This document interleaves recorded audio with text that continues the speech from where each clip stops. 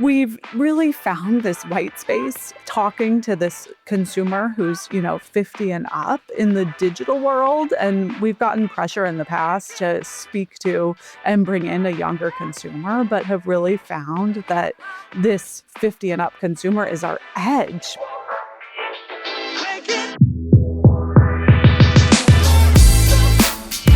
Welcome to Retail Remix, the podcast from Retail TouchPoints, where we unpack the trends, strategies, and big ideas shaping the future of retail.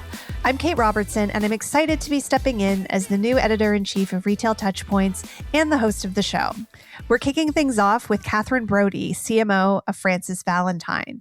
It's a New York lifestyle brand founded in 2016 by Kate and Andy Spade and Elyce Arons, which celebrates color and vintage fashion and elevates those elements for women ages 50 and up. Katherine joined Frances Valentine last year and brought with her a sharp perspective on brand building, customer connection, and what it takes to stand out, especially on social media.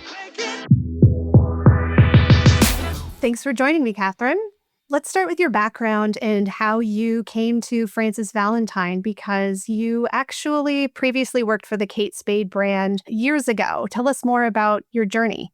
Hi, Kate. Thanks for having me.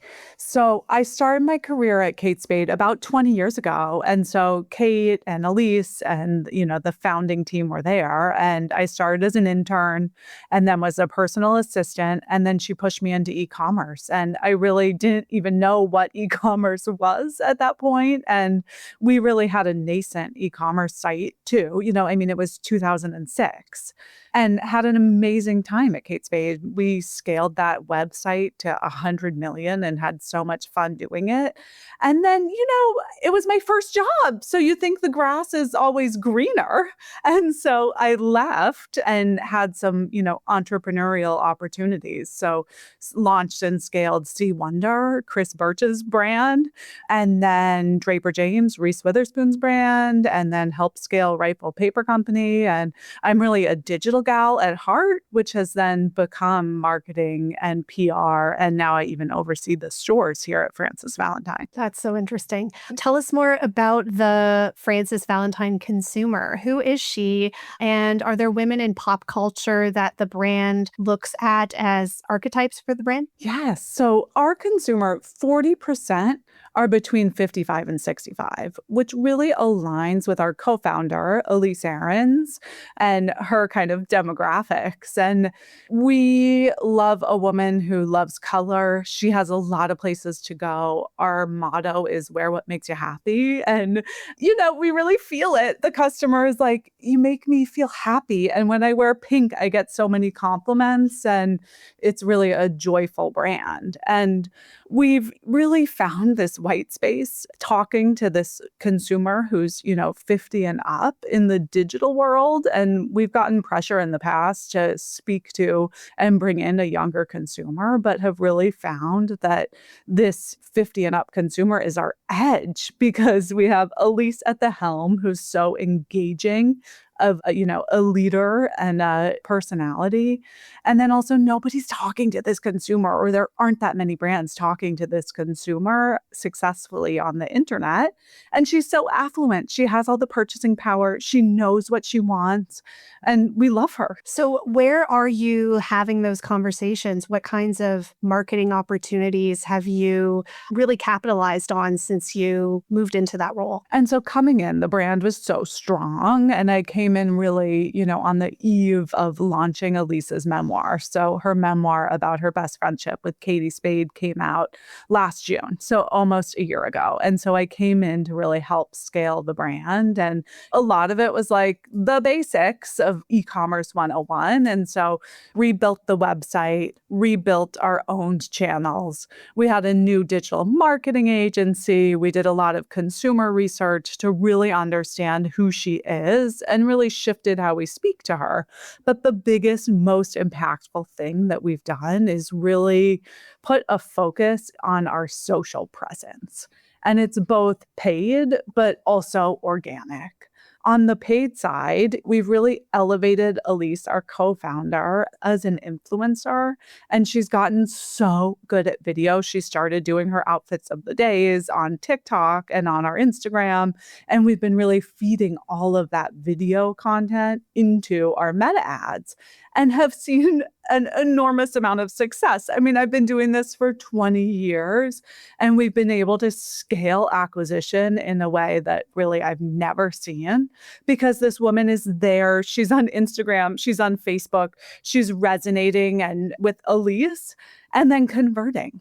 And so really have seen such a profitable first touch customer acquisition from this really video first strategy and really pouring a lot of content. Like I really believe, and it's Emily Hickey from Chief Detective that says winners win. And so we've been taking our winning content, which is Elyce and video of Elyce, and pairing it with our best-selling styles, and then just pouring more iterations of content and testing and learning and keeping going. That's so fun. How do you manage that content strategy? Are you working months in advance? What kinds of resources does it take to implement something like that? I know. Well, it's so interesting because coming into this team, I would have never built out my team this way. But we have a creative director and then an art director who's also, he does video, he does photography. Our social woman that we brought in is really the master of video. And so like these guys, these younger kids, are just so native to video. And so they have a sense of humor, they understand the brand, they move really, really quickly. And we've really been able to have a video first strategy. And in the past, I've been crippled by it. It's like, we know we need to do more video. And it's like, you need to feel like you need to spend a lot and bring in a team to do it. And so having this team in-house has allowed us to just crank out the amount of content that we've been able to put out there into the world. And so we're super nimble. We'll come in and be like, what if we did this? And by the evening, we have it posted on Instagram and it's going viral. It's been really amazing and has been an unlock. And I sit here and think about it too, because I'm like, we're really turning into like a content studio and are running separate tracks. So we'll shoot our campaigns and that's for the site and for emails, but really social and social ads have become its whole other track of content. Nice. How does the Amazon marketplace work within your strategy? It doesn't. We don't run Amazon currently. And right now, we're prioritizing anything that we can own the customer is where we're going to shift and spend most of our time and resources and energy. Nice. And what role do stores and your wholesale partners play in customer discovery and loyalty? We have 9 stores, retail stores, and they're so powerful and so important from a consumer engagement perspective. We know that our customer who shops online and in store spends 4.5 times as much as someone who just shops online. So it's such a powerful loyalty builder and an awareness builder. And same thing with wholesale. There's so much demand and so much growing demand for this brand. So being able to reach her across the country and our wholesale partners, Dillard's is one of our really, really good partners, and they've been amazing. And so just being able to speak to the customer and have her see Frances Valentine, across the country has been so powerful and such a big brand awareness driver for us. I'd love to talk more about Elyce, who co-founded the business with Kate Spade and, plays such a prominent role in your social video, which we discussed. In addition to being sort of the face and the personality of the brand, what is it about her that you think really draws people in? Well, first and foremost, she's the loveliest, coolest, chicest, hardest working, nicest, most down-to-earth woman on the entire planet. And so, she really authentically is that person. And people can tell. And people can tell in her content. And I think that our customer really looks up to her because she's also living her best life. Like she has never been more successful and is like, honestly, she's 61 and she honestly loves being 61. She's like, this is the best time of my life.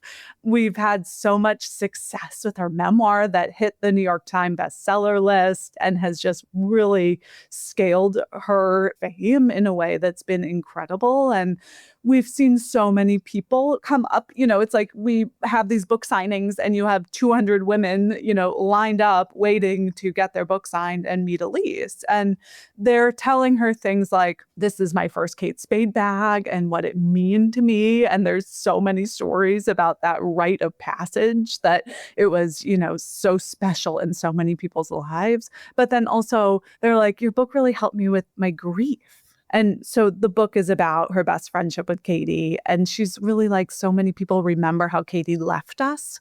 I really wanted them to remember how she lived because she was such an incredible person. And, really, like, again, so chic and lovely and fun and had the best sense of humor. And so really telling that story, people are like, this has really, really helped me. That's so beautiful. Yeah, one of the videos that really stood out to me on your Instagram was like a video of a newly hired intern who was trying to annoy Elyce and couldn't, right? And was just asking like really irritating questions and kind of pestering her at her desk. And Elyce could not, like, this was a prank, Elyce didn't know what was happening in the video, but was just like trying to be helpful, was so sweet. It was the opposite of, I just saw The Devil Wears Prada 2 on the weekend. It was the opposite of sort of those stereotypes you hear about in the New York fashion world. And it really did show this sort of sweetness in her personality. Oh, absolutely. We had so much fun with that because we saw it on TikTok of like, trying to annoy your boss and the boss is being so rude. And we're like, we have to try it on Elyce because like she's going to be so nice. And our intern Grace like knocked it out of the park too. Really, really so lovely. But it's really just such a testament to Elyce, who is just the loveliest human being on the entire earth. And we're all having so much fun. And everybody at the brand is having so much fun. And we have permission to try things and prank each other. And, we're all in it together and everybody's doing the best version of their job. It's really so special. And Kate Spade was like that. And, I really spent 20 years chasing that feeling. And, Elyce and the team had kind of set the stage like that before. And so it's special. For sure. Do you spend a lot of time on social media? How are you staying ahead of trends and, making sure that you're hitting those memes or participating in sort of the language of social media? Yeah, I spend a lot of time on social media. I'm not going to admit my screen time, but, we look at all the numbers. We look at how everything's performed and kind of stalk like, okay, what reach did that get? What got us followers? What got her engaged? What works on our channel versus Elyce's channel? Because really we're running her social channels separately too. So she has her own Instagram and Facebook and TikTok that's scaling and allowing us so much reach. And then we go back and forth. We have a lot of DMs, we come in the morning and the TM's like, what if we did this? Or I thought about this, or what about this trend? And you try it and sometimes it works, sometimes it doesn't. And as long as you're keeping your brand and what's native to the brand ethos and your customer at the core of what you're trying, then, you have some fun with it and you hit some things big, like pranking your boss, trying to annoy our boss. What advice would you give to aspiring marketers who are looking to make an impact in the retail and fashion industry? I think it's so important to really understand the big picture. And so many marketers, I'll walk in and I'll look at the reporting and they're responsible for brand impressions and traffic. But if you're not understanding the full picture of what's driving sales, what's selling, what's getting her to add to cart, what's driving profitability, like what does the bottom line look like and how's your investment shifting that? I think it's so important to understand the big picture and be able to really understand all of the departments. And it all has to work together in concert in order to be successful. For sure. Are there any emerging technologies or platforms that you were really excited about? I mean, here's where I have to say AI, right? But which I mean is changing everything more drastically and faster than, anything that I've seen. But the things I'm most excited about are really the ways that we're diversifying our marketing channel mix. And so we have such a scaling meta program that's just lights out, but it would be irresponsible to not diversify because we know what happens when you're at the whim of other platforms. And so we've been launching some new platforms. We just launched Shop My Influencer, and really it's the loveliest tool that I've ever experienced. It's like when technology works and makes your life so much better and works for everyone and is easy to understand. It's really miraculous. We launched ads on AppLovin, which is games. And so she's playing Candy Crush and seeing our ads and seeing instant success from it, which is so gratifying and so unlike my experience in digital. I think the Shop app is gaining some traction too. And so running some CPA ads there and, using that tool for some notifications and, different things. But I think they're really picking up some market share and starting to see it. So having some fun diversifying our channels this year. Nice. And what's next for Frances Valentine? Is there anything exciting in the works that you can share with our listeners? So we have some big collaborations. And so we just came off of a big collaboration with Blair Edie of Atlantic Pacific, which was really amazing. It was about 2 weeks ago and sold 65% of the collection in 1 week. And it's my friend of friend is I would give my right arm for that dress that's sold out. And you're okay, it's working. It's coming together. And so the sneak peek is that we'll be launching another line with Blair Edie in November. And then before that, we have a collaboration with Mary Tyler Moore coming up in September. So it's going to be Frances Valentine x Mary Tyler Moore. We got connected with her team who runs their foundation, the Vision Initiative, that's looking to end vision loss due to diabetes. Mary had diabetes and lost her vision late in life, which was so devastating because she was as an actor and a dancer. And so we got connected with their team. They were saying that you've been on our radar. We're looking for a different type of partnership to bring awareness to this cause. And it was really a moment of fate. Elyce's book is called We Might Just Make It After All, based on the Mary Tyler Moore show. And she and Katie Spade met in college and became journalist majors because of Mary Tyler Moore. And really, she was such a big impact in their life, when they went and started Kate Spade, so much of, Mary paved the way for them to believe that they could do that. So it's a really, really special partnership, and we're excited to roll that out. And it will, of course, have a give back to the charity. Nice. That's so relatable. Well, thank you so much, Katherine, for joining us. And please stay in touch as you launch all these exciting initiatives. Thanks, Kate. Thanks for joining us for another episode of Retail Remix. Be sure to subscribe so you don't miss a future episode. You can find us on Spotify, Apple Podcasts, YouTube, or your favorite podcast app. See you next time.